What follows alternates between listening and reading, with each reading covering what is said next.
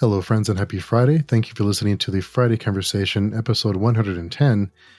This week, I just talked to author Mike Trigg. We discussed the influences of his experiences in Silicon Valley and the tech industry and how that influences writing in his books.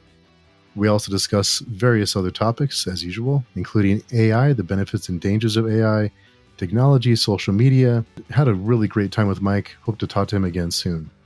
If you'd like to hear more of me, I can also be found on Page Chewing Comics and Manga, where each week my co-host Mike and I discuss the books that we pulled that week, and various other graphic novels. It can also be found on Film Chewing, where we discuss movies, and also on Speculative Speculations, where we discuss a science fiction book and science fiction short stories. All those links are down below. Once again, thank you for listening. Hope you have a great week, had a great week, and hope you have a great weekend. Hello, friends, and welcome to the Friday Conversation, episode 110. I'm here with Mike Trigg. Mike, thank you so much for making time with me today. Yeah, of course, Steve. Thanks for having me on. Yeah, I really appreciate it. I know you're busy, so it's always great when I can pick someone's brain and kind of hear different perspectives and hear about different. I just love hearing about different people's different life experiences and how the course their life takes them, and in so many different ways you may not have ever expect, but you end up in a place where you feel like you belong. You never thought you'd be there. Yeah. That's been my journey for sure. Yeah, it sounds like it. From your bio, it sounds like you started off as a tech executive, and now to a fiction author. How did that transition go for you? How did that journey take you there? Yeah, I even had a kind of a short-lived kind of 5-year career before that in Washington, D.C. I worked on Capitol Hill, both in the private sector doing sort of lobbying, grassroots, public relations type stuff, but then also worked for a senator from Michigan for a couple of years, which was I mention it in part because, I do write about the intersection of technology and politics. Then came out to California. This was in the .com boom, and got really interested in this thing we call the information superhighway back then. It turned out to be a good hunch because the internet was a big boom, and so I was in that space for over 20 years in just about every capacity you can imagine, from founder to employee to executive to investor. Big companies, small companies, hardware companies, software companies. I did a lot of different tech roles. Really enjoyed the space, but I also, saw some of the excesses of that industry. And, my first book, which was titled BitFlip and came out in 2022, was kind of a critique of Silicon Valley tech culture. That I'd lived from the inside. I would come home from work at the end of a busy day and share stories over the dinner table with my wife that were, either funny things or eye rolling things or whatever they might be. And she would say, you should write a book. This is funny stuff or interesting stuff. Like it shows how this world really, acts behind the scenes. And so that, ended up, I was trying to write it during nights and weekends while I was, raising kids and, had a full-time job and all this sort of stuff, and wasn't making a lot of progress. And then the pandemic hit, honestly. The startup that I was working on, we ended up shutting down. And so I was already, like everyone else, home, sequestered, lonely. And I thought, what better time to write a book? I'm not walking away from any income stream or anything. I'm practically an author already. So I jumped in to it full time and finished that book, got it published. And then my second book, which is called Burner, is coming out in April. So I've been doing this full time for a few years now. Wow. How has that transition been just for your everyday life, going from executive to all these different projects to focusing now on, are you focusing mostly on writing now? Yeah, I am focused mostly on writing. It's funny, when I embarked on it, I thought this is a complete 180. This has nothing to do with anything that I was doing in my previous career. And as I've really embarked on it, I've discovered it's similar in many, many ways to an early stage startup. In both cases, you're taking it, you're trying to create an idea, instantiate an idea that's in your head, turn it into reality. In one case, you're writing code. In the other case, you're writing words. You're trying to build awareness for it. You're trying to promote your product, whether that's a book or an app. You're trying to get user feedback on it. You're trying to get, sort of investment in it, if you will, either from, venture investors in the tech world or, publishers and agents and the whole economy around publishing in the book world. So there are really a lot of parallels that I didn't fully appreciate until I became an author and was trying to do this all myself. And I thought, oh wow, there's actually a lot of similarities that I think prepared me for writing better than I perhaps realized I was. Because, let's face it, writing the book is an important but only part of the process of actually getting yourself out there, getting it published, promoting it. There's the famous line of "write it and they will come," isn't really true, and so. Oh. You gotta make sure that you follow through on the book and get in front of as many readers as you can. Yeah, it seems like writing the book is just the beginning. It seems like that's just the first step. It's a huge step, but it seems like there's so much more work to be done after that. Entirely, and I think I was naive about that. I felt like, hey, I wrote it. This is great, but even when you're still in the writing process. You need to edit, you need to iterate, you need to get reader feedback. Again, it's just like with a new software product. You want to have beta users, you want to have beta readers. You it's been in your head, you got it on paper, but you sometimes can get too close to it, and you need that third party perspective on what it is, where they're confused, where they're intrigued, what you should do more of or less of, which parts dragged. It's very hard to identify those on your own with something that you've written. And so, that's a big part of the process is the editing. And then, another thing that I was unaware of or didn't appreciate before I got into this is that, people say, how long does it take to write? Well, there's you finishing it. Then there's finishing it for publishing, which entails, proofreading and all that good stuff. But then it's oftentimes, a year or more from the point where it is done. It is in layout. It is, ready to go to the printer, but you need to do final proofs, final layouts, final, you want to get it to galley copies out to reviewers and press and all that sort of stuff. So the lead time for getting a book out into the world is, a year to 18 months. And so you realize as an author, as you get into it, if I'm going to, put out a book a year or a book every other year, I need to have my next book done when the current book is coming out. And, that's kind of where I'm at right now. I've written a third book that is largely done. And, my second book is just coming out, in a couple weeks here. So. Wow. In writing your first book, what was your biggest obstacle and how did you overcome it? My biggest obstacle, the first book was somewhat autobiographical. That it was based on a tech executive, which I was in my prior life, as I mentioned, who discovers possible fraud within the tech startup that he's working at. So a lot of the circumstances, situations, characters, although everything is fiction, it's not, based on any real people, real companies or real occurrences. But they're adjacent to things I experienced, right? They were things that I could sort of visualize in my head firsthand.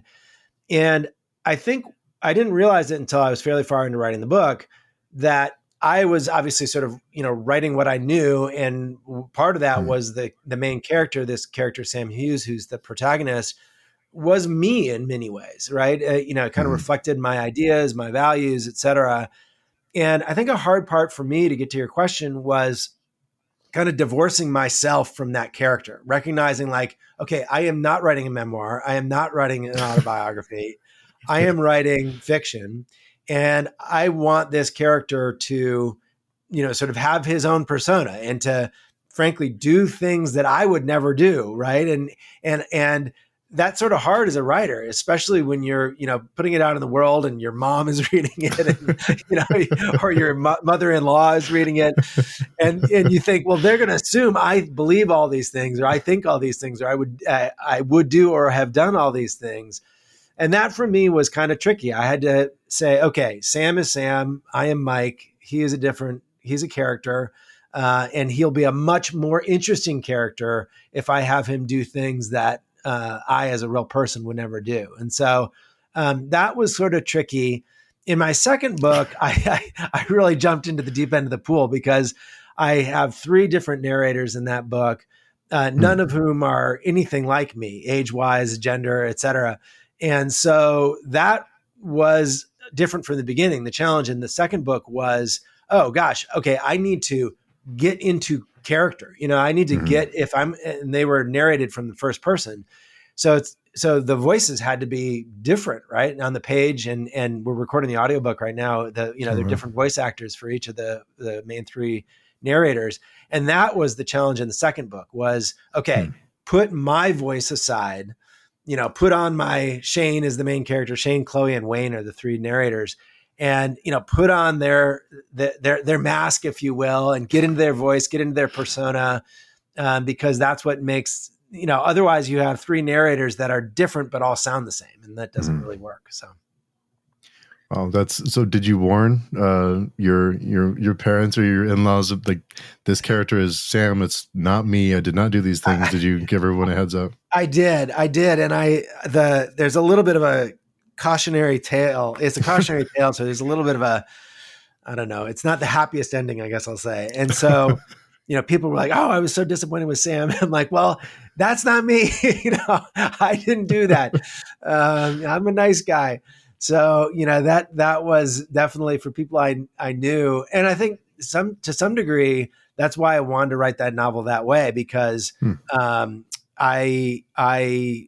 wanted it to be a surprise. I wanted it to be unexpected. I think endings are always important, obviously.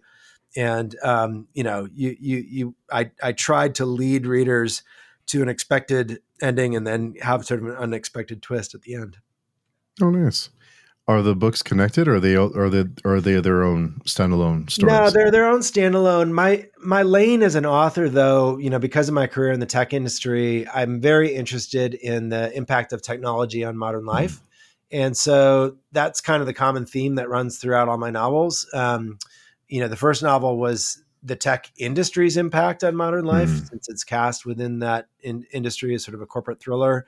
The second book really examines social media and, online communities and disinformation and some of the things that we're dealing with on some of the prominent, internet platforms.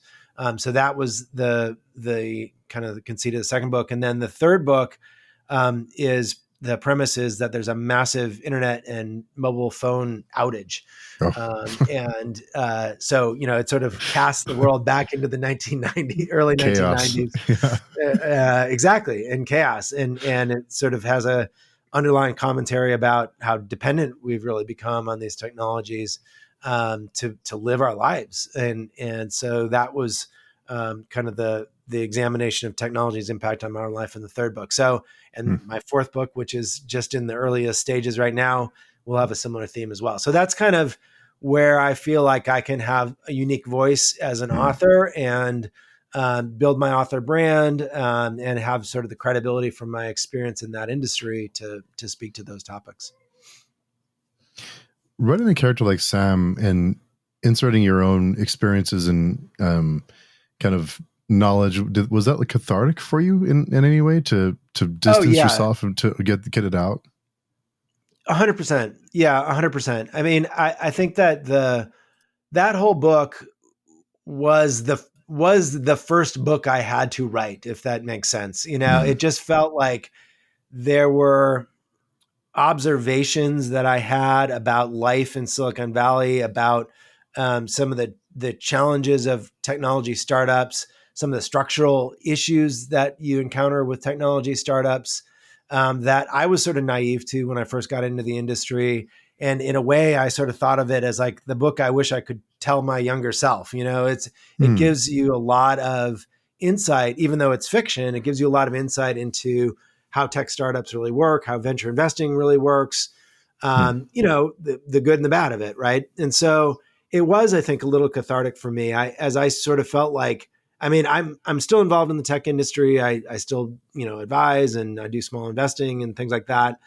And I might someday maybe continue with a full-time job in that field. I love the industry, know a lot of people in it, and that are lifelong friends. But I felt like the tech industry hadn't really looked in the mirror closely, and we were just, when I started that book, we were just starting to hear terms like big tech. There was starting to be a recognition that tech, which could do no wrong up to that point, was sort of this, industry that had no negative externalities and, wasn't ruining the planet and everything else. Now the world views it very differently. And I felt like a book that offered that kind of insider's critique was that's a good word for it, was cathartic for me. I enjoyed writing it. I felt like there was a lot that I wanted to say. And that really led me to, as I mentioned, kind of my lane as an author of, okay, what are the other ways that technology is impacting our lives? I want to write about that as well. I maintain a pretty active blog on my website. And I write about this stuff all the time. One of the far and away most popular posts I ever wrote was about the top 10 tech scandals of 2022, I think it was, and so there's a lot of interest out there in, what's going on in the tech world, and what some of the negative consequences of new technologies, especially things like AI, are having. It's fascinating to me that most people can agree that we're being manipulated, or we're willingly being manipulated, but we still use these platforms and we still do these things, knowing that the goal of it is to have us, to become addicted to it, to feed into those receptors, to become dependent on that, on the stimulation that we get from getting a like or getting interaction. We know those things, but we still go back. It is, social media platforms are giant social experiments is really what they are, right? I mean, and you're absolutely right. The core of it is not some nefarious, mustache wielding, villain. It is the advertising business model, right? All these products survive on advertising, which means they survive on clicks. And the more clicks, the more views, the more time on site, all those metrics drive advertising revenue. So naturally, those sites optimize their user interfaces to drive that outcome that they desire to grow their revenue, et cetera. And what that naturally does is sort of exploits base human instincts, right? To go to the shiny new thing and click, I mean, there's a reason clickbait exists, right? It's because we click on it. So that's kind of the moral of the book, a little, the first book, Bitflip especially, is that, we are sort of making our own beds when it comes to these technologies. It is our own behaviors that are reinforcing that and creating that compulsion, that addiction, whatever you want to call it. And that's a pretty vicious cycle. It's hard to break out of that. It is A/B tested to the extreme by these platforms. They know what to put in front of you as the next item on that news feed. They know what's going to engage you the most. And what happens is this affirmational bias, right? One of the biggest human instincts is to gravitate towards news and information and opinions that reinforce what you already believe, because that sort of has the effect of telling me, oh, I'm a good person, I'm right. Those are very satisfying emotions for people. And so there's this strong tendency to kind of go deeper down the vector of whatever it is you're on, and not do what I think most intellectually curious people try to do, which is get differing opinions, challenge your thinking. And that, algorithms don't like that. Algorithms want you to click on more and more and more of the same thing. Yeah. And how I won't say how fearful, but how concerned should we be about data? Because it seems like data is essentially money, it's currency, because we willingly give so much of our own data to these companies, and now that's also another revenue stream, right? Is the data that we give them, the information about us, to advertisers or to people who want to sell us things or to get our attention, I guess. That is the twin evil of most of these consumer platforms. One is an advertising business model the core is the advertising business model, but that incentivizes more clicks, more time, et cetera. It also incentivizes more data capture, right? So the more information I can get about you, the better I can target ads, and the more I can charge my advertisers. So those twin dynamics of the ad-driven business model are, to blame, if you will, for some of the worst abuses and externalities of this industry. And I don't have a simple answer for how to fix it. I mean, if you look at the biggest companies in the world, the biggest tech companies in the world, Google, Meta, Amazon, to an increasing degree, are ad driven. One of the things I respect about Apple is they largely are not. They do get some advertising revenue off like Apple TV and some of their platforms, but for the most part, they sell devices. And I think they've been fairly smart about saying, hey, we are going to take sort of a privacy platform. We're going to make it harder for advertisers to track. They know that hurts the companies that are their biggest competitors in Meta and Alphabet and others. But I do think that there's maybe a next stage of internet companies, and maybe AI will help usher this in, where we as consumers will recognize the value of what we are giving away for free right now. Our information about ourselves, information about the products we're looking for. I don't know about you, but when I surf the internet more and more every day, every year, I find it very cumbersome because they're so laden with ads. There's so much retargeting. The advertisers want you to be confused, because if you're confused, you might end up buying their product, right? And so the more laden they can make it with advertising and misinformation and spam us and everything else, the better for them, but the worse for us. It really is detrimental to the user experience. And so I think you're starting to see a little bit of a shift of consumers saying, hey, I am willing to pay for this thing. You've seen that in media. Newspapers have started, the best quote unquote newspapers and news sources are starting to charge a monthly fee for their news. And many of them either reduce the advertising or eliminate the advertising.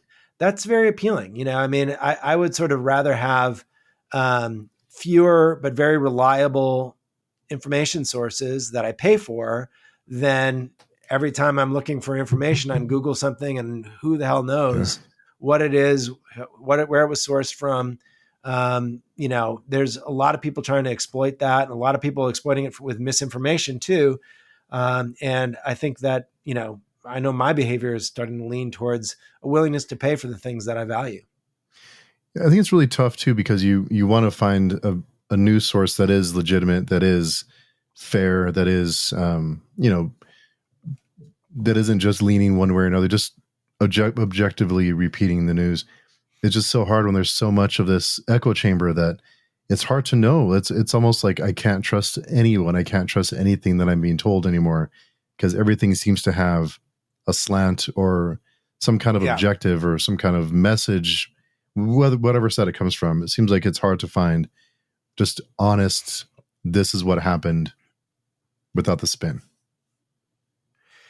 Yeah, I think that's true.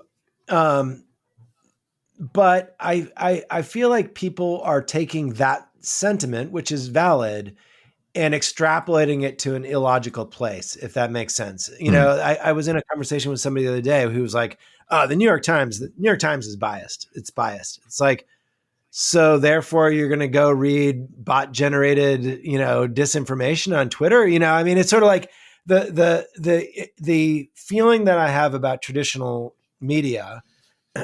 And by that, I mean, media that is going to have a bias. It's going to be left leaning or right leaning, but it has journalistic integrity, right? They are trying to report the facts. They're validating sources. They're not just, repeating what somebody said. And there are a lot of media outlets that I agree with and I disagree with, but I would consider them to have a degree of journalistic integrity, right? If you say, oh, there's bias in those, and therefore I'm going to go read from sources that do not have journalistic integrity, or in fact are outright propaganda or misinformation, you're really sort of defeating yourself, right? I mean, there's a great line. I'm going to butcher it, and I can't even remember who it's attributed to, but there's a great line about democracy, which is it's the worst form of government except for every other kind. And I feel that way about traditional media too. It's like traditional media is the worst form of media except for every other kind, because in this day and age, there's a lot of fake news, to coin or to mimic Trump's phrase. Unfortunately, he uses that term to refer to news with journalistic integrity, and parrots news that does not have journalistic integrity. And so I think, everybody, I always look at it like to me, the New York Times and the Wall Street Journal kind of represent that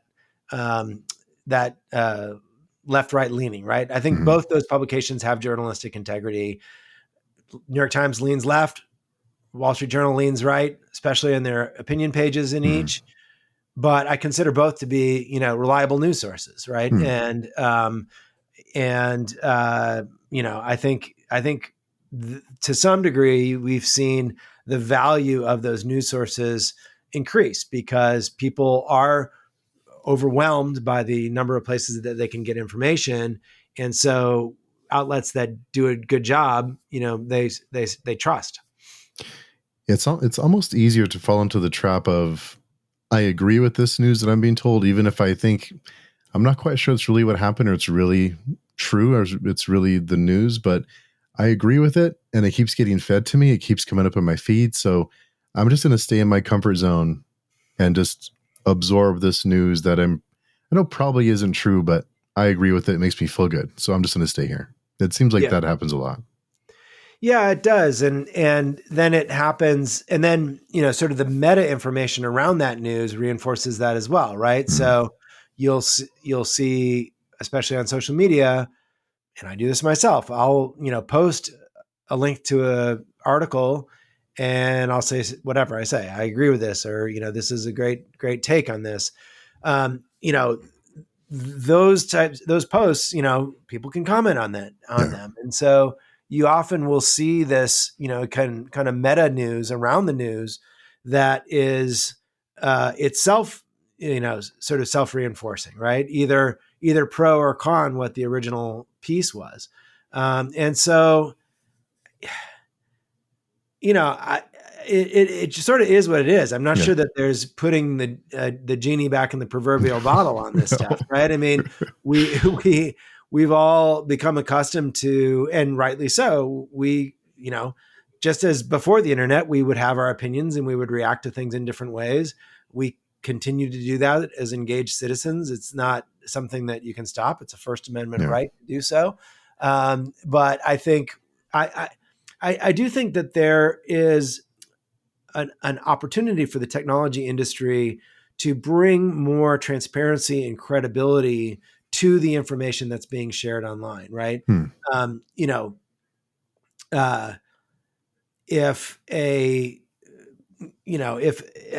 This starts with what are the social platforms themselves doing to moderate the traffic on their site? Should they allow bots to create accounts? Should they allow, I can tell you from firsthand experience, it is pretty damn easy to spot the fake accounts, right? And those platforms have taken a lot of criticism for shutting down accounts that mostly are right leaning. But frankly, a lot of those accounts were created by foreign adversaries who are trying to manipulate our democratic process. I think they kind of should be shut down, right? I think that, to me, the First Amendment right to free speech does not extend to foreign foreign adversaries, exploiting our, platforms for spreading misinformation. So I think that without even censoring those things, there can be ways that the tech platforms could, introduce scoring systems or introduce validity systems that would help consumers of online content say, I don't know about this post. This looks like it's, originating elsewhere or by a user who clearly appears to be a fake user. And I can therefore dismiss that or disregard it. And versus, other sites and users that might have a credibility score that drives their content higher, and therefore you can place a little bit more merit on it. So that's probably, I think that's probably going to be one of the next evolutions that we see in, online forums like that is that sort of thing. I actually think, as a quick aside, I wrote a section about the site Reddit in my book. And I think Reddit is an interesting case study that, that site really went through a complete 180. They were, free speech for everyone. You can say and do anything in our platform. And I think they finally realized that that was really damaging to users, was discouraging people from using the platform at all, was certainly scaring away advertisers and therefore revenue from the platform. And they really changed their tune on that. They brought in much more aggressive content moderation. And it's not suppressing people's voices. It's just, avoiding some of the worst negative aspects of unfettered free speech. And it's been a tremendous boost for that site. It's a much better place. The company just went public recently on the momentum that they've had around their users and their revenue growth. I think, to me, I take stock in that. I take heart in that I feel like that shows that moderated online experiences are a good thing and can be good for everyone involved. They're not censorship. They're not suppression. They're creating a forum where people can have informed discussions. Thinking back to what you mentioned earlier about the early mid 90s, the tech boom, and seeing where we are now, our daily lives have changed so much, and it's happened fairly quickly when you think about it. I mean, the differences then to now, did it look, in retrospect, did it move too fast? Did we advance too fast for our own good during that time? That's a great question. I think that the area where I probably have that question the most is around youth. Young people, often from 8, 9, 10 years old or younger, have a phone in their hands and have instant information and instant communication and access to anything on the internet. And there's been a lot of research that really rewires kids' brains, right? I think that adults using these tools is a little bit different, but for children who've grown up with that as a ubiquitous presence in their lives, I literally think it's altered the brain chemistry of human beings at a global scale. So that does worry me. I think one of the things about the tech industry is it always moves faster than we can keep up. The legislative processes and regulatory processes to fix in hindsight what the tech industry has already broken are usually too little, too late. The problem is, I don't know what to do about it. I mean, I think actually the biggest thing that provides an effective speedometer on the evolution of tech is us as users, right? We get accustomed to certain technologies and certain things, certain ways. And, when something new comes out, it takes us all a while. Some people are early adopters, some people are very late adopters. So you see sort of our ability as humans to adapt to new technologies is sometimes, the thing that slows it down. There's a lot of people in the tech industry. I have felt this way with some of my companies where you're like, oh, that company was ahead of its time, right? It just sort of means like it was a great idea, technically speaking, but the market wasn't quite ready for it. Users weren't quite ready to embrace that new technology or get up that learning curve. And yet usually something later on, 2, 3, 4 years later, will come along and do that thing very well. So, Yeah. so I think, the answer is probably not in, even though I do think that some aspects of the tech industry should be regulated. I think in general, regulation is not the best answer. I think Hmm. we as consumers kind of hold the power to some degree, right? If we, we vote every day with what we click on, what we read, what we buy. And so I think being a thoughtful consumer on the internet is something to be cognizant of, right? If you change your behaviors, other people might change their behaviors, and then sites and apps and everything else will accommodate that. I've been reading a lot of articles recently in the last 6 months to a year that after the pandemic, a lot of some millennials and some Gen Zers are actually shying away from technology. They're going more to like a minimalistic view on technology. They're trying to get away from social media. They're trying to spend more time on personal friendships and personal relationships. Have you seen a change, or do you anticipate that maybe we're in a different cycle? We'll start, and it'll be the kind of the anti will be going away from technology and being more of a grounded pen and paper tactile kind of thing. I don't know. I don't think so. I think that, you know, there've always been segments, pick the technology over the era, right? From the combustion engine to the wheel to fire or whatever, like there's always sort of early adopters and laggards. There are people who reject it completely, and that gives them a sense of personal satisfaction. There's Mm, other people who would embrace it fully, and that gives them a sense of satisfaction. I think that, to me, sort of the healthy equilibrium that I think most people get to is technology. Technology is just sort of a part of their lives, right? It's sort yeah. of it fits a certain space. You don't over-index to it. You don't under-index to it. You use it when you need it, but you don't rely on it. Mm, I think that. I mean, shoot, computers, like what would we have done without computers? yeah. I uniquely had my grandfather was one of the earliest, unexpectedly in his, later age, Hmm. uh, huge computer guy. And at that time, when he was first starting to use computers in the 70s and 80s, you know, nobody thought computers would be baked into our everyday lives. I have No. more CPU processing on this table than most businesses did, 20 years ago, right? So I think technology just has a way, again, not just the modern technology industry as we think about it today, but technology has, from electricity to the telephone to television, has always had a way of just sort of seeping into our lives, becoming something that we, it consider a normal part of our day. It just becomes Mm, as much of our routine as getting in our car and driving to the store, or picking up the phone to call someone we love.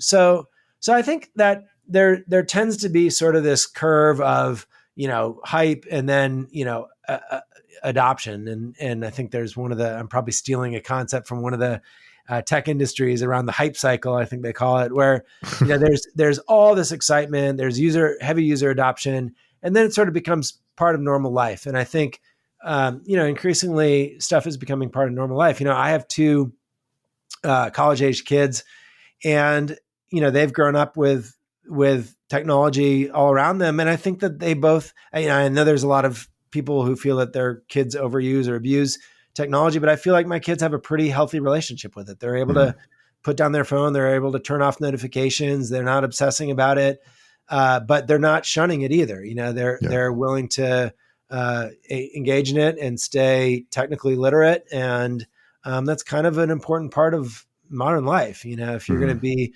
going out into the workforce this day, you kind of got to be able to do, computer stuff. You got to do Zoom meetings. You got to do, you know, yeah. if you're not in the industry directly, you still are very impacted by it. Yeah, even traveling, even catching a flight, you almost need your phone with you just to Yeah. for your check-in or for your baggage, or I mean, there's so much is just in one device or Yeah. just digitally. So you almost have to be, you almost have to have a grasp on how to use things just to be a member of society now, just to Yeah, make it. and as I get older, I've had moments. One of my arch nemesis is Instagram. I just can't fully get the damn I thing. don't get it either. Yeah.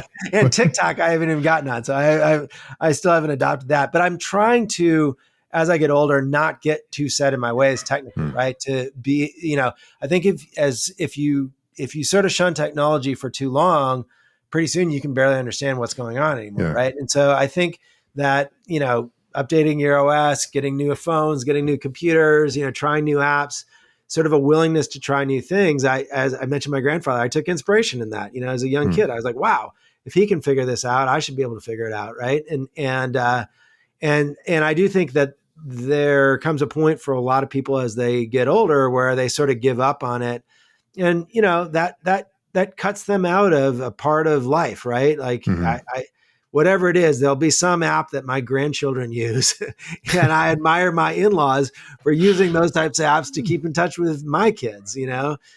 Because that's where human connection happens. That's where communication happens.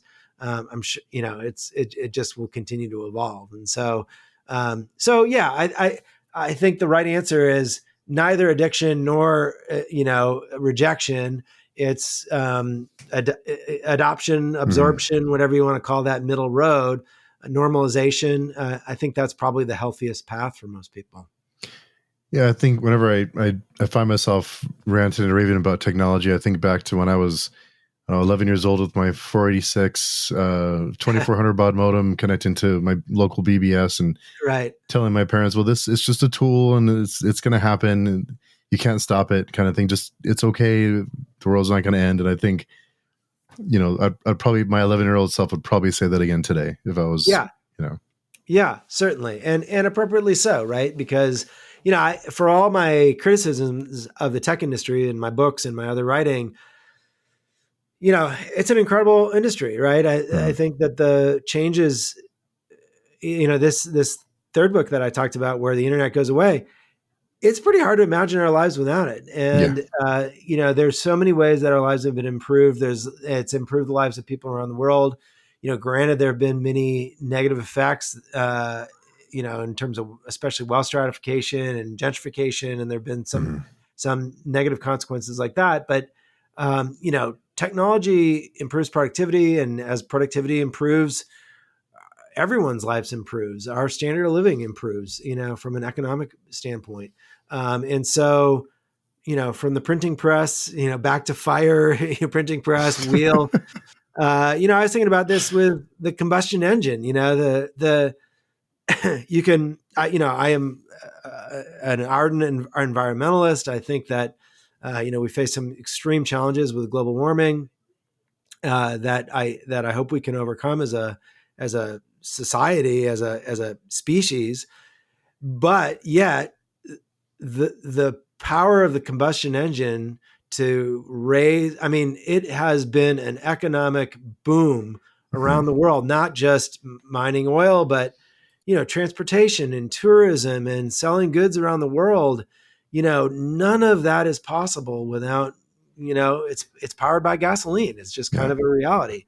And so, I think that every technology comes with it huge improvements and negative ones, right? And so our job as a society is to maximize the good and try to minimize the bad. One of the one of the topics I'm always really fascinated by is online fandoms and just this desire to identify with a certain, whatever it is, a movie or music or entertainment, some kind of um, franchise. What from your experience, what kind of goes into that? How does social media play into those types of things? Is that just a result of being able to connect to so many people whenever we want to, or is it there's something more to it? I think it's one of the most positive attributes of social media, right? Is you can find your people, right? It's sort of I grew up in a small town in Wisconsin, and there when you're in a small group, there's always a tendency to sort of normalize for that group, right? And Mm. to think, oh, the stuff that I'm interested in, nobody else seems to be interested, so that must be weird. And that's one of the real promises of online communities, is to find people who share similar interests, to discover new things through those people, through those communities. I think that is 99.9% wonderful, right? Mm. Because it helps people feel like they belong. It helps people's mental health. It helps people develop interests in areas that they find intellectually stimulating. Mm. And I saw that firsthand. The social networking site that I worked at, it was amazing. You'd see these communities in the most niche stuff Yeah. sort of take off and have really engaged communities around them. Now, like everything, there can be a negative to that, right? When those groups form a common interest around bigotry or hate or Mm. violence or other kinds of things, that's obviously bad, Right. and not really the purpose that those groups are meant to serve.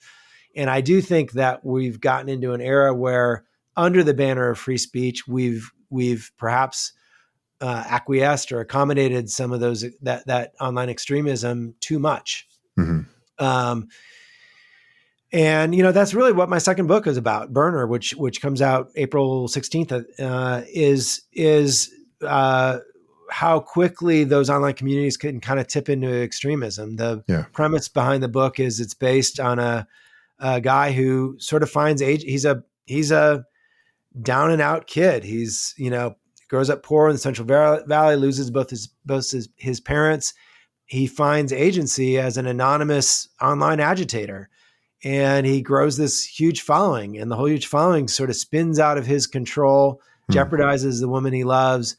So it's a story about kind of the unintended consequences of feeding that beast, right? Feeding that desire, that ego, that self-esteem of like, hey, if the more outrageous I am or the more extreme I am, the more followers I get, the Yeah. more likes I get, et cetera. And how that can be a really pernicious, process that you go through. So, that to me has always been a really interesting part of online communities and social media. And it was what I wanted to do a book that really examined that. Hmm. So I guess the other topic with technology and just the advancement is AI, of course, because that's Yeah. becoming more and more of a topic. Generally, what are your thoughts on, should we be afraid of it? Should we embrace it? Like we talked about before about, using it responsibly. I guess, where is the line of, are we able to use something like that responsibly? Because it seems like when we feed it, it just gets bigger and bigger, and it learns. It's like this evolving. Some of the algorithms can evolve and get smarter as we feed it to them, which is good because it's helps us be more productive. But at what point does it become, I don't want to say dangerous, but at what point is it detrimental to feed the beast? It's a great question, and one that I've thought about a lot. I mean, AI is, I think there was, obviously a moment with AI with ChatGPT, Mm. and, all of a sudden the average person could go in there, give it a prompt and see it spit something out. And, I think me, like a lot of people, it was sort of like a wow moment, Yeah. right? Like, Yeah. okay, this is real. This works. Um, I think that whenever that happens, it's a lightning bolt for interest, for excitement, for enthusiasm, but also fear, uncertainty, etc. So I don't think there's anything unusual about the fact that we have trepidation about this new technology. In the writing world, there's some pragmatic considerations to it. Mm. Starting with, has this generative AI tool consumed my copyrighted work as a way of training itself how to write? I'm very much of two minds about that question. On the one hand, it seems unfair. It seems like to me as a writer, I should be somehow maybe compensated for that. On the other hand, I want, like that's how we all learn, right? That's how human beings learn. We read stuff. And Yeah. as we read stuff, we learn to become better and better writers. And so, I want my AI algorithm to have read the best literature of all time because it will make it better. It'll make it more akin to what I would want it to be and what I would want it to know. And if you break down the massive human knowledge and you figure out what percentage a particular book plays in training, Chat GPT, it's infinitesimally small, right? And so I think that worry is a little bit overblown by Okay. authors and by the publishing community. Now, there have been some egregious examples of it, like write me the next Harry Potter book, right? So if you're blatantly stealing someone's copyright or intellectual property, we already have copyright laws though to protect against that sort of abuse. So I don't think anything new specific to AI needs to be to necessarily be there. But you see authors and publishers, and my book has this disclaimer on it saying, this book should not be used as training material for AI algorithms. I think if for people who are worried about that, they can certainly put that disclaimer. And then I think the tech companies that are training, they'll respect those for the most part. So I think that's one concern. The bigger concern from my perspective has to do with discovery. So if you look at the AI, and not to get too tech industry inside baseball, but the reason that Microsoft put billions and billions of dollars into OpenAI, the company that does ChatGPT, is because they see this as a big come from behind play for them for beating their archenemy, which is Google. Google makes all of its money, very, very small amount on phones and other stuff. They make really all their money for all intents and purposes on search. Right. And search paradigm is I enter some terms, you give me back pages, I go click on those pages, and advertisers pay Google to get at the top of those search results. Well, what happens when AI is your mechanism for finding stuff on the internet, right? That is a very, very different world. Suddenly, it's extreme threat to Google because now I'm not entering search terms. I'm just saying, AI chatbot, go find me what would be interesting, or tell me, find a page about this or a story about that. You now suddenly very much trust that AI algorithm. We already put huge trust in Google. Who goes past the second page of search results, right? So there's already a huge bias in those search results and what we see. But if we're just getting one thing back from some AI chatbot, that's a little scary, right? Suddenly discovery is out of my hands as a consumer, and it's entirely in the hands of the tool that I'm using to access the internet. And so I think there's a lot of potential for abuse there. I do worry that people will get, this kind of affirmation phenomenon that we talked about will get even more pronounced in AI because it'll be like, hey, AI chatbot, give me more stuff that, again, reinforces this belief I already have. So I think that's an area that, I certainly have some concern about with respect to AI. But it's a rapidly evolving space. I'm sure you probably saw, a lot of the leaders in these AI tech companies did a joint letter asking for regulation of their industry, saying that it was a potential threat to humanity. So, and yet, nothing has happened really. Yeah. And so I think when the people who are building the technology recognize its own potential for abuse and danger, that tells you something. So why would AI be a threat to humanity? Well, this is sort of where technology and philosophy get a little bit commingled, right? So the concept that worries many technologists is that as AI is the Terminator scenario, right? That as AI becomes so self-learning and accelerated, the term for it in the industry is the singularity, that it runs away from us effectively, right? That it becomes better, faster, cheaper in every respect, and sort of renders humanity irrelevant almost, right? That it can learn at a pace that we can't possibly keep up with, and that whoever sort of controls that engine controls the world, is kind of how the argument goes. So I think for the most part that that's sort of in the realm of science fiction for now. We still do have our hands on the power cord and can unplug the machine. Yeah. But it's not a unforeseeable scenario, right? Hmm. I do think that it's very, very hard for human beings to understand things that grow exponentially. Hmm. And this is growing exponentially. And so, the worry is that we may ignore it. And then all of a sudden it's sort of too late. This technology is kind of escaped our bounds and I jokingly call it the Terminator scenario, but there's no reason why it couldn't, give prompting itself to say, okay, how do we make human beings more docile? How do we keep them at their computers longer? How do we, Hmm. have them engage in wars with each other? How do we, develop weapons that would, suppress them or enslave them? There are, scenarios that don't require too much imagination to conjure up Hmm. that look pretty scary and pretty dark. And so that's what I think that the innovators of this technology are trying to, rightfully so, is sort of guard against. Hmm.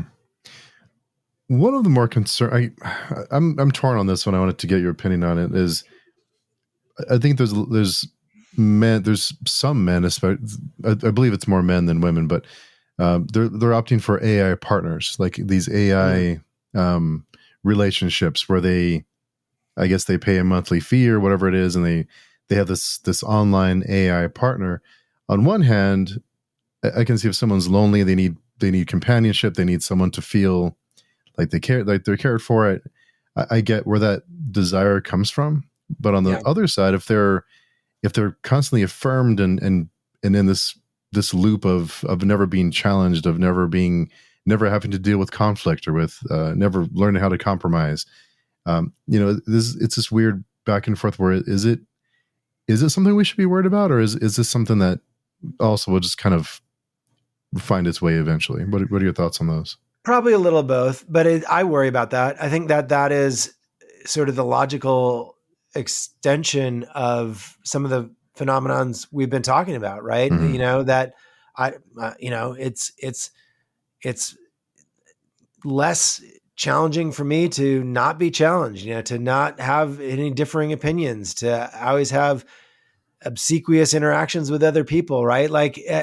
So, I think the more and more we live our lives online, just looking for that, granted good feeling emotion of affirmation, the more dangerous it becomes that we get to this sort of extreme where we have, an AI partner, right? Like Mm-hmm. and I'd say technology optimists would say, hey, that's the part that is the most human, right? Is the ability to have a relationship, and a relationship with another human being, you know, is multifaceted. It's not Mm-hmm. just all affirmational. It is challenging sometimes. It is, a give and take. It's in sickness and in health. All the phrases that are in the marriage vows. That's part of what makes life enjoyable, right? And I think people would be well served. Anybody would be well served to seek more of that in their life, right? Seek Mm-hmm. differences of opinion. Seek intellectual. That's what intellectual curiosity is all about. Is seeing things that challenge your perspective, challenge your point of view. Don't just reaffirm everything that you already believe. Mm-hmm. Um, but you see this temptation, right? I mean, video games play into this emotion as well, right? You are the winner every time in video. I mean, like Yeah. a well-balanced video game has just enough challenge in it, but ultimately, you prevail, right? If it's too hard and you lose every time, you're going to quit. And if it's too easy and you win every time, you're going to quit. But you got to what makes it satisfying is that sort of balance. And Yeah. I hope people will, recognize that they need that balance in their personal lives too, and in their use of AI and other kinds of things. It almost reminds me a little bit of social media, that we end up in this kind of echo chamber where we're constantly affirmed with what we think or what we believe, and Yeah, we're fed by the algorithm to kind of feed into that, to keep us engaged longer and to keep us scrolling. And I wonder if that's kind of the same setup, the same kind of loop that we get stuck in with an AI partner. it is, and I think that I think that's a thing that I do. You asked me about sort of, younger generation folks. Again, this is exactly the scenario I painted in my book, Burner, is, you know, a lack of sort of emotional resilience when it comes to relationships, right? I think that there's, um, and you can see it readily in the statistics. Fewer people are getting married. They're getting married at later Yeah. ages. They're, not in committed relationships as long. The number of people who've had sexual partners is diminished, like almost across every front of healthy, connected emotional relationships between human beings. It's not trending the right direction. And I think that there is a little bit of a tendency in younger people to not have that in sickness and in health kind of mindset, to go into a relationship feeling or expecting that everything that they need will be satisfied, and Mm-hmm. never feeling like they need to give or they need to compromise. And that's a tough way to go through life. It's a tough way to get a relationship that's going to last. And I think that that's a real challenge.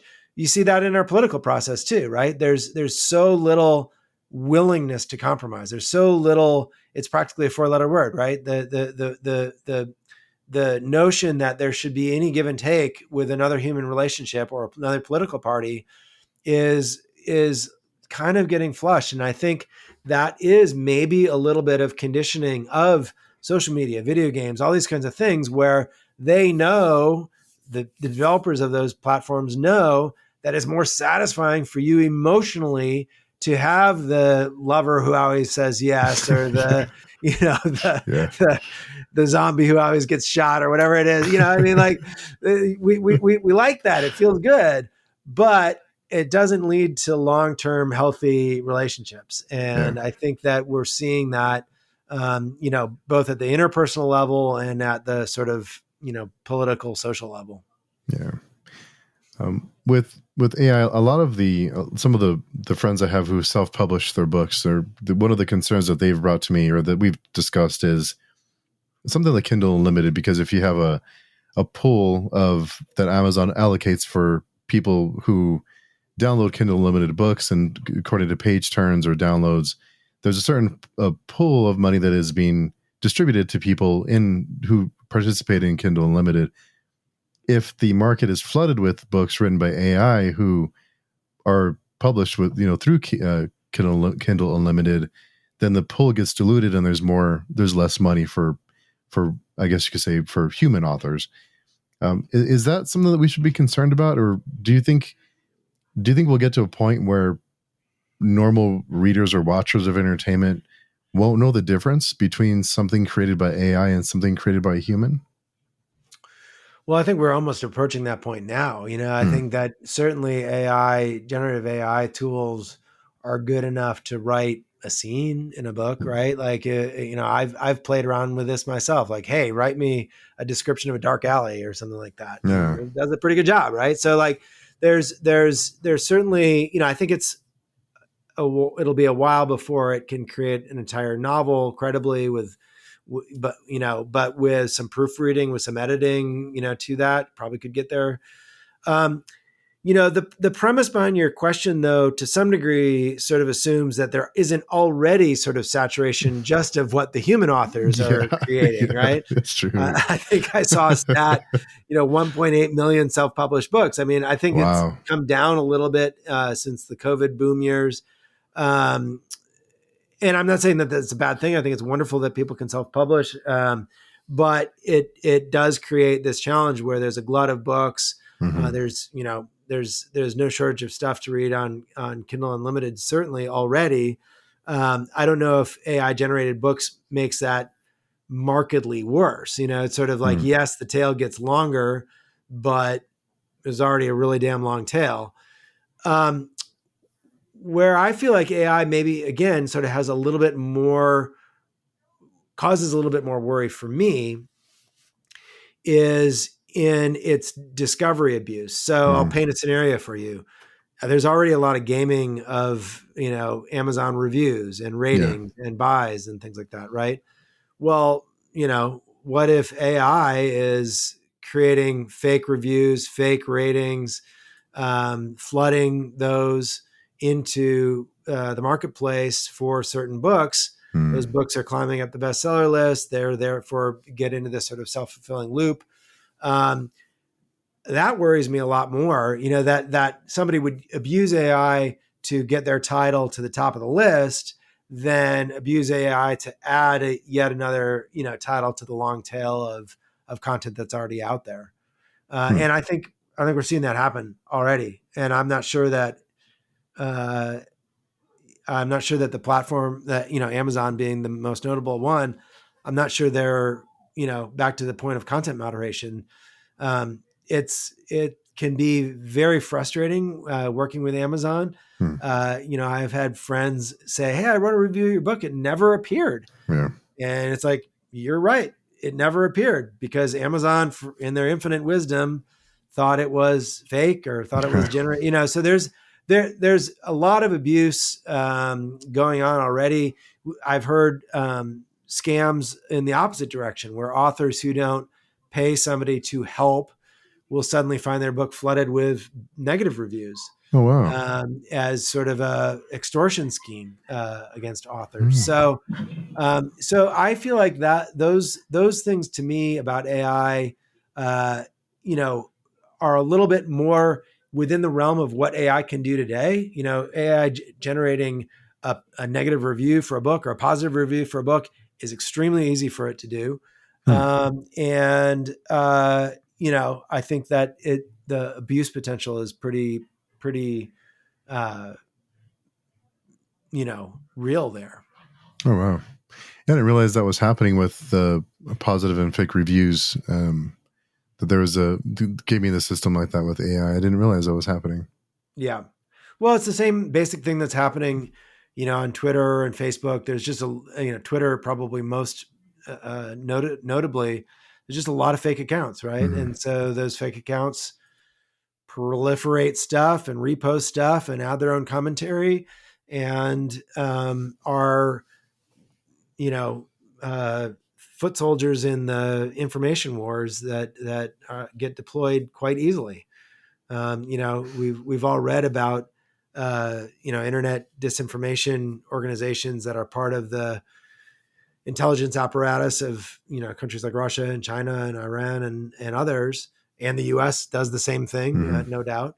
And so that's I think AI, like many new technologies, it gets used in geopolitical conflict and warfare, and will continue to be the case. So, Hmm. It's wild. I often in our discussions we have an online forum that we talk about these kind of things all the time. But it's my contention that in 3 years, maybe 3 years, we'll be able to print out a novel and the average person will not know the difference whether it was AI or not. Am I far off? no, I think that's true, but I think how would I say this? What makes a novel resonate with a reader is that human connection, right? Right. I think that what's a good comparison? Like uh, human realistic robots, right? That are made to look like real human beings and move like real human beings. There's something just we know, right? It's in Yeah. the eyes, it's in the movement, it's in the like. We just can't. We can see through it. Our amygdala is trained for millions and millions of years to detect that, and I think that's the part that's really going to be hard to ultimately fake with an AI generated novel is the humanity of it, right? It'll Hmm. be right, it'll be good from the plot makes sense. There are characters, things happen, there's conflict, but there'll just be something I think that won't sound right about it, won't sound Hmm. human about it. Just little glitches, little giveaways. And those will get fewer and fewer, and the replication will get better and better. But I tend to believe that, something there will remain that speaks to us as, a human to human connection. Hmm. I think what makes the art that humans is the imperfections, the human imperfections. That it's not like you mentioned AI being just not right, but with humans and human generated art, there are imperfections, but it makes it seem more real in some way. Correct. That makes it feel like you said that human connection. Yeah, it's emotional complexity, right? I Mm. mean, the vulnerability and fear and greed and all, like whatever it is, the spectrum of human emotions. You get, if you really are paying attention to what your inner brain is telling you, you can read those things. You can read them in an Yeah. interaction with another person. You can read them on the page. Like those, you're precisely right. That's what makes someone human, and it's the connection that we look for in everything we do. Art, literature. I mean, the art world is another one that's wringing its hands over artificially or AI generated artistic content. And, maybe, there certainly will be some of it, but I think we'll continue to look at it and say, there's something off. I love to cook, right? Like, I believe I can tell the difference between a processed meal and a home cooked meal, right? Like, even if I don't know, there's something just authentic and real about that home cooked meal that you can't, that you can get really, really Yeah. close to replicating it. Even when you go to the fancy place, you go to Whole Foods and you get a prepared meal. It's pretty good, made with organic stuff, but there's just something that isn't quite the same. Mm. And if you can feel it in food, if you can feel it in art, I feel like you can feel it in literature too. With literature, do you think if a book is created, or whether it's whatever, if it's a big portion or a small portion, if AI was used in the production of a book, should it be noted on the cover or noted somewhere? What are your thoughts on that? I think it should be disclosed. I think it should be disclosed, or the inverse. To just say, to affirm this book was Mm. written without the assistance of AI. I thought about doing that with my current novel, Burner, which it was not AI was not used. Just in full disclosure, to create any passages. But that's the area where I do think the average author might start to see AI as a tool that helps them. Right? Mhm. It's like, God, do I want to do another social media post? Like, maybe I'll cheat a little bit and have that generated for me. Or do I want to describe that dark alley? Maybe I'll cheat a little bit and have that generated for me. I'm still going to, read it and review it and edit it and integrate it in with the rest of the plot and the scene or whatever it is.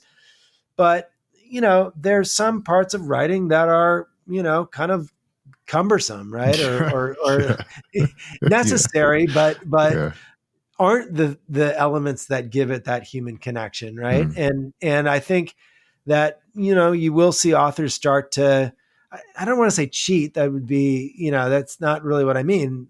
It's more leverage that, right? I think it's a little different than like the word processor, but there's some similarities to the word processor, right? I mean, Yeah. you and I both are of a generation that only knew word processing. I mean, I guess I had an electric typewriter that my parents had that I played with a little bit when I was a kid. But for the most part, I've done everything in Microsoft Word or Word Perfect long ago. Yeah. That's funny. And, I'm sure at the time as those technologies came along, it's like, well, that's not the pure art form. It's got to be have a ribbon and, be typeset and courier on the page and blah, blah, blah. And, now you can't imagine writing a book without a word processor. And so I do think that AI in some ways will become a tool that authors do use in limited cases and as appropriate. Certainly, some of the books that get out there that are, the 20th book in a long series, sometimes, you think, oh, that probably could have been AI generated. Yeah. Like they're getting a little formulaic at this point. But I think for good, strong, compelling literature, it's probably, just a tool. Yeah. It's funny you mentioned a word process. I remember when I forget when it was, but when Word started underlining the words you spelled incorrectly. I Yeah. don't know. I remember being outraged about. Well, it's like you don't even have to They know how didn't to want to spell anymore. misspell. Yeah, Right, right. that's Yeah, and hilarious. and that was kind of the earlier point we were making around like technology rejection or Yeah, technology, overzealotry. I think the we're pretty good at sort of finding that happy medium. It's like now I like spell check, I like grammar check. I yeah, those things are helpful for me. I don't always remember to not split my infinitives or whatever. So like little things like that. They just kind of become slowly integrated into your process, your flow. Um, I'll give you an example right now where I use AI is in Gmail, right? Like oh yeah, you like a lot of people, you start writing in Gmail and you're like, oh, it auto-filled. Yeah, that's pretty much what I was going to say. So I'll just, tab ahead. That's sort of how technology kind of creeps into our everyday use where, we see it, we sort of like it, we get accustomed to it. Before we know it, we sort of rely on it. yeah, And I think parts of AI will be that way. I don't think it's going to be sort of an all or nothing proposition where it's either writing the mm, entire novel or doing nothing. I think it's going to be, for most authors, sort of an aid.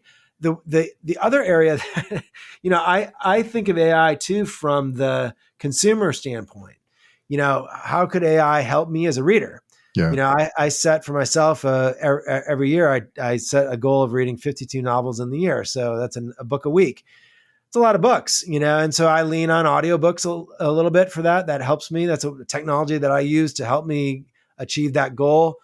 If AI was out there and was like able to help me consume a book, I'm not going to use that for every book. I think I 100% want to read cover to cover, just like some books I would never do the audiobook, right? Because I feel like the yeah, audiobook, it doesn't capture what I think is important about this piece of literature. But, if I'm trying to go from 52 books to 100 books, I need tools to help me do that. And so yeah, I think AI will be employed not just in reading and consuming, but helping consumers digest the massive amount of information that's thrown at us every day, right? If you think about, the literature space is one of supply and demand. If we're only using AI to increase the supply and not using AI to help, readers, you know, maybe an AI recommendation engine tell me mm, what books I might like. That might be something that I would find very useful. So I think AI will be used on sort of both sides of the supply and demand equation, not just in literature, but in, every market. yeah. One thing that really scares me, I think most people would agree is deep fakes, especially for there's Yeah. been a few cases around the country where I think middle school children were passing around deep fakes, photographs of other classmates that were obviously extremely inappropriate and Yeah. pornographic, and it's especially in an election year, and we talk about misinformation and that's really frightening to me is how easily it can be Extremely frightening. done. Yeah. I mean, we are hurtling into this next election, with our eyes covered and ears plugged. We really have not done much uh, in our government, in our society, partly because people know that the manipulation of the public is to their benefit, that they don't want to curtail such abuses. But it is not a question of if there will be misinformation that is, you know, part of the 2024 election. It's just a question of how much and will it decide the election or not. Yeah. And so I worry about that very, very deeply. I mean, this latest book, Burner, the original idea for it came out of the January 6th Capitol riots. Mm. Sort of like I think a lot of people who were there didn't intend to invade the Capitol, right? I mean, it's sort of like they were there exercising their right to free speech, but many were so deeply indoctrinated in misinformation that it led them to behave in ways that they probably themselves didn't even think they ever could. And so it worries me greatly. And you touched on deepfakes. That worries me greatly. I think that I think, though, there again, the answer is not just better regulation, better content moderation by platforms, but it's us being better consumers ourselves, right? Like us questioning what we see, what we read, and not being victims of that manipulation, right? And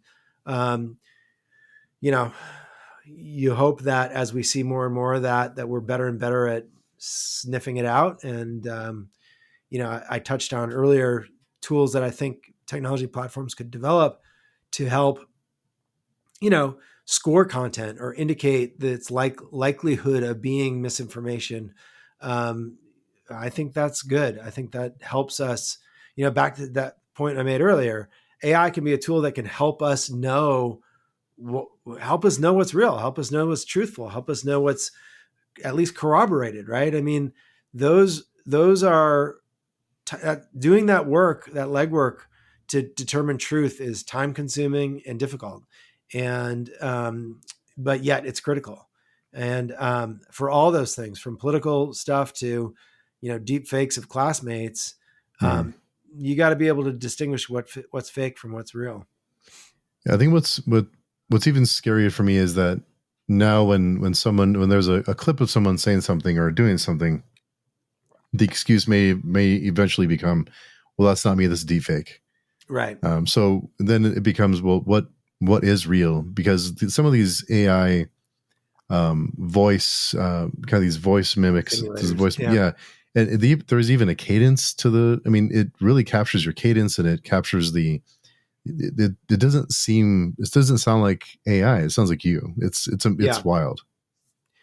Yeah, it is wild, and I think you're right. I think that is one of the really detrimental aspects. Is it erodes our sense of trust. We start to get to the point where you don't know what to believe in. So that's why I think it will be necessary for tools that help modern people process the world around them. We're sort of in this stage right now, I think, where technology has gone faster than sort of the human ability to cope with it. And, I think to some degree we need technology to help us cope with it, help us cope with the flood of information, because, it otherwise it sort of overwhelms and has, the opposite effect of causing us to sort of throw up our hands and say, I can't believe anything anymore, Yeah. So it's a wild time right now. That's exciting, but it's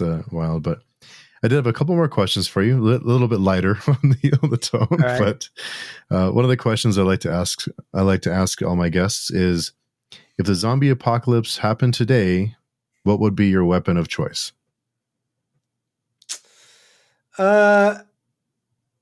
There's a baseball bat in my garage that I could probably get my hands on pretty easily.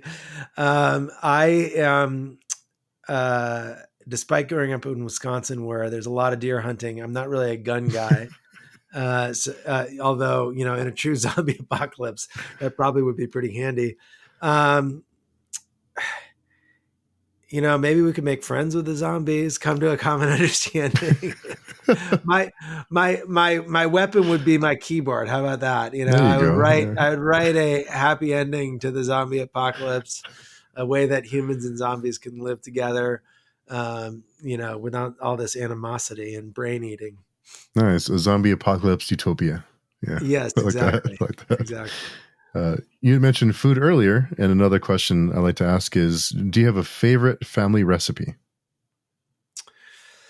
Oh, we do. So I'm the main cook in our family. My wife is proud of saying that she could burn boiling water. And I love, I talked about the human connection that I think cooking has, and I derive great pleasure from cooking a meal and us all sitting down around it. probably our go-to family meal we just had this Sunday is some version of braised pork shoulder. It could be Mm. carnitas, it could be pulled pork, it could be other kinds of beef, either beef or pork stews. Those my kids absolutely devour. My wife eats.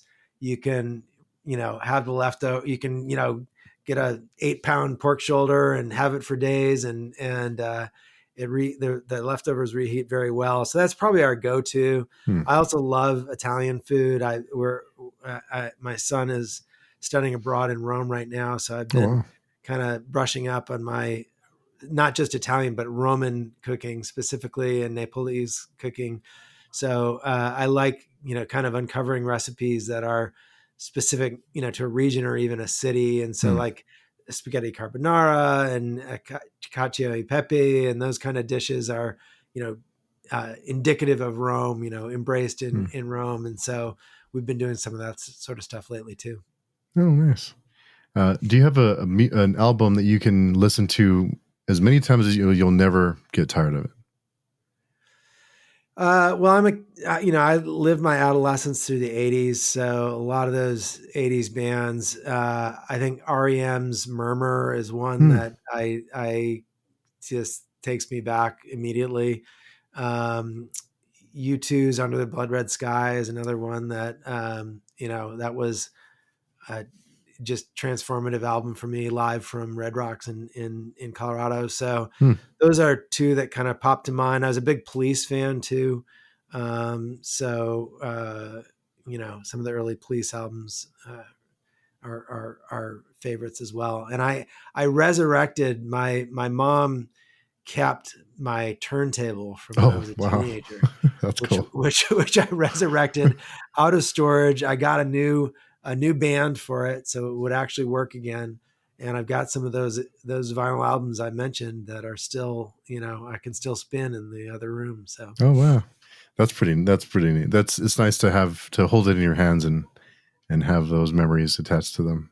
there's something about, vinyl's obviously made a comeback, but there's Hmm. something about the, you know, tangible art form of albums that I do sort of miss, even though I Yeah. love Spotify and I listen to it all the time. And again, I can't imagine not having my music digitally, but I still love being able to pull that album out of the drawer and put it on the turntable every once in a while. So Yeah. It is a nice feeling. One of the other questions is, what was your first job, and what did you learn from that experience that's stuck with you through your life?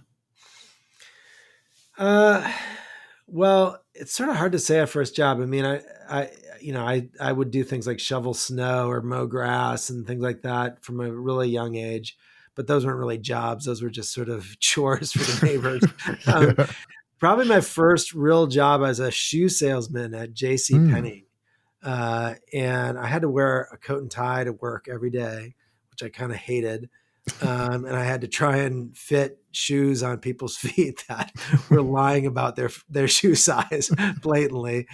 Um, That's an I, awkward situation. it's an awkward situation. It's like, I don't think you're a 6. I think you're a 10. Um, but yeah, probably one of the things I think I learned there, it was a commission based sales force. And Hmm.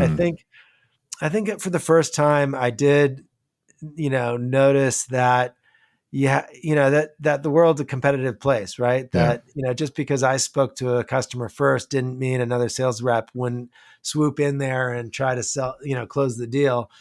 And, I think that's kind of an important lesson for anybody pursuing a career in business is, I'm not going to say it's like cutthroat and dog eat dog and do anything to win. I think there's that sentiment can be taken to an extreme, but it's competitive, right? Yeah. And that's probably the thing that I learned from it is, all right, you can't just be a nice guy all the time. You gotta have a little bit of an edge to you if you want to get what you want. Yeah. Yeah. So the last question I have for you is, if you were in my position, was there a question that you would have asked that I did not ask? Oh gosh, that's a good closing question. Um, Maybe, well, given that your listeners are all voracious readers, maybe something along the lines of, what have you read recently that you loved or drew inspiration from for your own writing. So I just finished a book. I mentioned I try to read 52 books every year. I also try to name my five favorites every year. So I remain conscious of the authors who have influence over me, or who have influenced me. But I just finished a book that I really loved called Wellness by Nathan Hill. Oh. That it's hard to describe. It was a couple going through sort of a midlife crisis, but he examines that question of sort of human wellness and well-being and mental health from a lot of different angles, and how it's sort of manipulated and commoditized in the modern world. And what I took away as sort of the moral of the story is the best way to achieve wellness is to believe you have wellness, to choose to be happy, to choose to be optimistic. And I just found it a real, funny and heartwarming and just wonderful novel. So I recommend that highly. There's a bunch more on my Goodreads page if people want to see what else I've been reading. But I haven't read his, Nathan Hill is the name of the author. I think his first book's called The Knicks. I haven't read that yet, but I'm going to go back and read that. So. I'm adding it to my list. There you go. That's what I love Goodreads for. I'll, hear tips about books, and I go in there. I've got a to-read list that's, longer than I'll ever get to, but at least I stop forgetting titles that people recommend to me. Yeah, it's just part of the journey. Just there's too many books to read and not enough time, for sure. Yeah, that's what we need AI for. Yeah, that's true. Yeah, that's true. AI, read me the top, 1,000 novels of 2024. Yeah, it would be kind of nice, but there's like we talked about with the records, there's something about the experience of just absolutely. Yeah. Absolutely. Yeah, I don't think you're ever going to be able to do that. Yeah, well, maybe so, but hopefully I'm not around to see that. We'll see. But thank you so much. I know you're really busy. Thanks for taking some time to chat. My pleasure. It was a great conversation. Thanks so much for having me on and talking about all this stuff. It was wonderful. Yeah. So where can people find you? Where's the best place to connect and find your books?